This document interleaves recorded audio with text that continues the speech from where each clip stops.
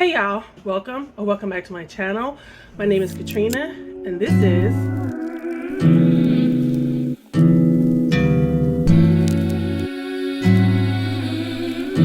I figured since I have 2 books completed that I could talk about the CAWPILE method, and I've already recorded I think 2 other videos, so this might be repeated, but I think that this is going to be a cool way to kind of introduce this idea. The person who originated it, her channel is called Book Roast, and I'll put it down, a link down in the comment box. I saw it on Booked with Smitty's channel. Now, CAWPILE stands for characters, atmosphere, writing style, plot, intrigue, logic, enjoyment. And while I am questioning the point of ratings, I did like the direction that this gives. So I'm able to explain in all these reasons why I didn't enjoy a book in a much better way. So let's go through the first book that I read that I used this on for this week.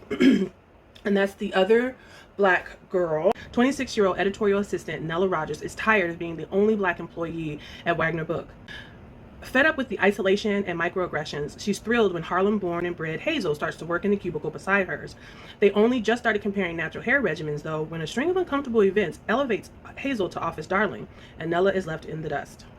Then the notes begin to appear on Nella's desk. Leave Wagner now. It is hard to believe Hazel is behind these hostile messages, but as Nella begins to spiral and obsess over the sinister forces at play, she soon realizes that there's more at stake than just her career. Now, I'm going to talk about the characters first. Obviously, that's the C in CAWPILE, and I thought they were okay enough. We go through Nella's POV for the most part. She's not really developed to me, you know, even being in her own head. The only thing about her is just that she is insecure. She's insecure and obsessive. She had a boyfriend that was a complete non-entity. Richard the boss and her direct boss, I can't remember the name of her direct boss, one note white people bad guys, like, and I guess that's okay for, you know, a book. I mean, you only have so much time to kind of set things up, but I feel like if Nella and her boyfriend maybe had more of an inner life, it would have been okay for everybody else to be so one note. Hazel actually got a little bit more fleshed out. Hazel was the bad girl, the other Black character that came in and ended up being a villain, and she got a little bit more nuanced to her because she was duplicitous. You know, she came in and she, hey girl, and, you know, was able to talk, you know, code switch with her and talk to her about, you know, hair, all the while she is, you know, the villain. So I gave characterization a number 4. The A in CAWPILE stands for atmosphere, and the atmosphere was tense. It was confusing, and I think in the right way. It was annoying and it was uncomfortable. Annoying to me because I wasn't quite sure what I was supposed to be feeling all the time, so that wasn't a good annoyance. The uncomfortable and the tense and confusing, I think, were the way we were supposed to feel. So I gave that an 8 because the atmosphere was weird. The W in CAWPILE is for writing style. It's not overly flowery or literary. It was a very descriptive story. I could picture the characters very well, especially the Black ones. They were, I know that Hazel had light eyes. I know what kind of hair they had. I know what kind of hair Nella has. And the hair thing has it's part of the twist in the book, so it makes sense. So I gave that a 7. Her writing style was okay. The plot was not there for 2/3 of the book. There was a lot of setup, dialogue to show the microaggressions and descriptions. The real propulsive plot came at the end, and it was confusing and unsettled, like not ambiguous.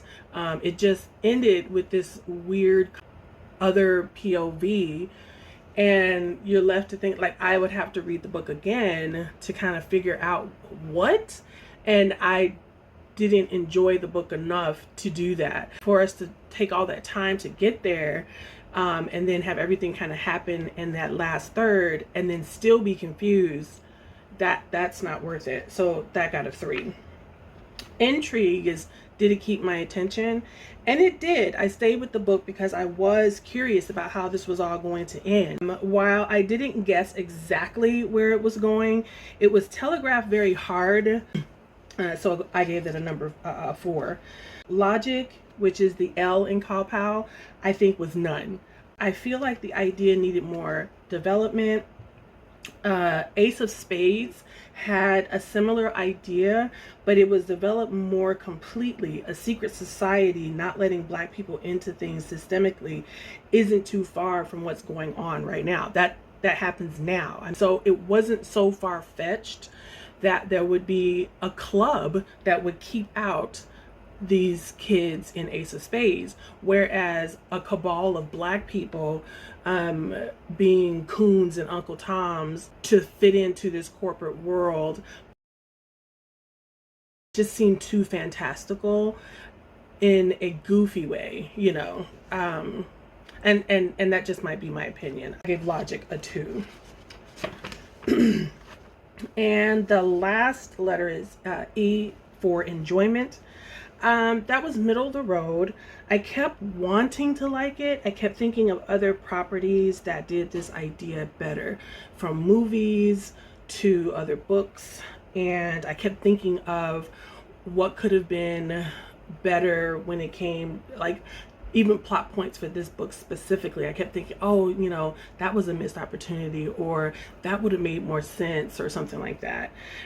So when I added all those numbers up and, you know, divided it up, it came out to 32, you know, divided that by 7, that was 4.57, and that was squarely in the middle, and so that got a 3 star. Now, this might be my favorite book of the year. I know it's only August, but this book, I saw the book recommended by I forgot her name again. The audiobook was on Anyplay, surprisingly, and so I was able to listen to it.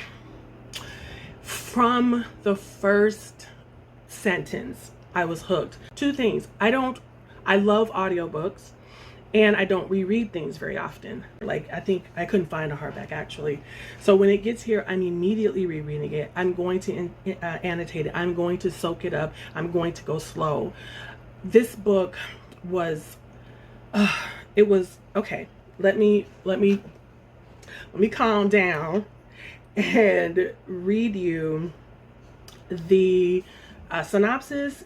Oh, okay. So When the Reckoning Comes by LaTanya McQueen. More than a decade ago, Mira fled her small, segregated hometown in the South to forget. With every mile she traveled, she distanced herself from her past. From her best friend Celine, mocked by her town as the only white girl with Black friends, from her old neighborhood, from the eerie woodsman plantation rumored to be haunted by the spirit of slaves, from the terrifying memory of a ghost she saw that terrible day when a dare gone wrong almost got Jesse, the boy she secretly loved, arrested for murder. But now, Mira is back in Kipson to attend Celine's wedding at the plantation, which has been transformed into a lush vacation resort. Mira hopes to reconnect with her friends, and especially Jesse, to finally tell him the truth about her feelings and the events of that devastating long-ago day. But for all its fancy renovations, the Woodman remains a monument to its oppressive, racist history. The bar serves antebellum drinks, entertainment includes horrifying reenactments, and the service staff is nearly all Black. Yet the darkest elements of the plantation's past has been carefully erased. Rumors that slaves were tortured mercilessly, and the ghosts that roam the land seeking vengeance on the descendants of those who torment them, which includes most of the wedding guests. As the weekend unfolds, Mira, Jesse, and Celine are forced to acknowledge their history together and save themselves from what is to come. Just get this out of the way before I get into the review. The way Native Americans and Black people are treated in this country, we all know. I talk about it, we read about it, we hear Black Lives Matter and all that stuff. But this one specific thing where we have weddings at plantations and these joyful reenactments, and Native Americans have to have, you know, the slurs about them be the name of sports teams and all of this kind of stuff. Like, we just completely overrun their land with oil pipelines, and Mount Rushmore is on their land. It's just, and you know, and then you look at the equivalent, you know, with the Holocaust, and nobody's having weddings in Dachau or Auschwitz. Nobody is flying a Nazi flag who is not just a deplorable person and it doesn't care about decency, right? But I have to drive past a house that has the Confederate flag up, and people drive around with the Confederate flag. That's the same symbol to us. Upon millions of Africans died on the way over here, and died in horrible ways while in chains here in this country, and are still being killed every day. And it's a holocaust of Black people. It was a holocaust of Native Americans. You know, the two original sins of this country was to wipe out an entire group of people almost, and then to use another group of people to build it. To have a wedding at a forced labor camp, which is what plantations are, they should just be museums where the lives of the enslaved populations on those, you know, forced labor camps are remembered, and the horrors of those places be shown, the hot boxes and the shackles and the chains and stuff. That stuff needs to be on full display. So my thoughts on this very lush and beautifully written book. I think LaTanya McQueen was in her writing bag. I mean, this book was thoughtful and beautiful. It was awful. You know, it was spooky, gothic. It was timely and timeless. And what I mean by that is that, you know, we were dealing with issues that we still have to deal with today, while also the literal ghosts were, you know, walking around and showing the horrible things that they had to go through. And she had these, like I said, historical, poetic sounding interstitials between some of the chapters where it was like a poem, or sometimes or just a description of something terrible that was happening to these people. It was like sometimes a POV of someone hearing the dogs coming for them and saying, you know, I don't care, I'm gonna keep running to the river, because if they let them eat me, let them kill me, let the water take me, let the alligators take me, I'll at least die free, you know. So there was lots of things like that. And then you know, like I said, it takes place in modern times, so it's timely whenever you're thinking about. It's always going to be timely until we really reckon with what we've done in this country. So that's what I mean by timeless, because of the ghost mixed with the fact that we got people going to plantations to have weddings and have fun and party. So the characters of this story really focuses on the three characters when they're children, Celine, Mira, and Jesse. But as adults, it's really focused on Mira and Jesse. And Celine kind of disappears, and she's a little bit more one note as an adult, and I'm okay with that. And then like all the white characters are caricatures, and there's a reason for it, I think, and it's warranted. They're the bad guys. They're partying and, you know, having fun, you know, being served by these people who are dressed as if they are slaves, and enjoying slave reenactment plays and disrespecting them. Even the ghosts have great characterization. We get to know some of the ghosts. We get to know backstory on one. Roman was one of the like main masters that we focus on. I mean, there's multiple families that owned the property, but the one that we focus on the most, and we see him torturing some We see him multiple times, and we see one scene, like a death scene, where he's torturing some slaves, and the woman in white guides some of our characters there. She doesn't speak, but she shows up a lot, and there's, you know, her, you know, the reason why she's there. You like, just all the ghosts have a characterization, whether they're the white ghost, the black ghost, the ones that are in the chain gang, the groups, all of them. That got a 10 for me. Now, the atmosphere was so spooky and almost thick, like the summer heat down here. It was gruesome. Again, the gruesome interstitials added to this. It added history and weight to a story that could have like floated away when you're talking about ghosts and old racist caricatures. It's full of old memories and regrets worn on the sleeve. I gave that a 10. CAWPILE, again, W is for writing. LaTanya McQueen's writing was a revelation. I sped through this in less than 24 hours. I was hooked from the first line. She made me feel fear. She made me feel guilt. The guilt that the characters were feeling in their inner, that the black characters were feeling amongst themselves. They had like a romantic situation that was going on. It's not a central part of the story, but it's a central part of the makeup of their friendship group. I could feel the regret that Mira carried. I could feel the hesitation and the constant wanting to touch between Jesse and Mira, but them constantly pulling apart. Something was keeping them apart. It was just really beautiful, and I hope she writes another book again, and I can't wait to read it. That got a 10. The plot is one of the things that had a little hiccup for me. Celine has, you know, she grew up poor, but she's very beautiful. So she was able to snag this really rich guy, and she has this over the top wedding that, you know, they suspect is $500,000 to $1 million. All of these people come that she doesn't even like, but because they made so much fun of her growing up and all this kind of stuff, she wanted to, you know, show them. And then on the day of her wedding, she goes missing. Now, that storyline kind of goes nowhere. I hate to think that the ghosts have led Celine to her death like they've done with other characters in the story.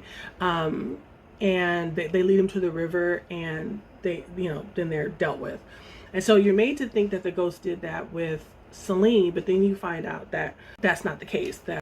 And so it doesn't make sense that she would have such an over-the-top wedding and she begged Mira to come down, but then why would she break up with him on that day? So that was a dropped plot point to me. So I gave plot a 9. Intrigue means that I was fascinated, interested, curious. The intrigue, what kept me staying with the book, the propulsion of the plot, gets a 10. Like I said, I read it in less than 24 hours. The logic in this world was consistent. It was established that there was ghosts tied to the land. Those rules were never broken. And then later on, the land had strange deaths, and it was all people who were descendants of people who had anything to do with owning the land, or even like the overseers and things like that. I gave that a 9 just because I still don't get Celine's motivations. And the last point of view is enjoyment, and I was like, if you can't tell by this review that I enjoyed this, I don't know what else to say. My enjoyment of this story was off the scale. I think even the cover was beautiful, and the score ended up being a 9.85 out of 10, and so that's 5 stars. So let's let the end of this video's emoji be a ghost, and let me know if you have heard of the CAWPILE method. Have you tried it? Did it work? Did it not? Be easy on yourself, and I'll see you in the next video. Bye.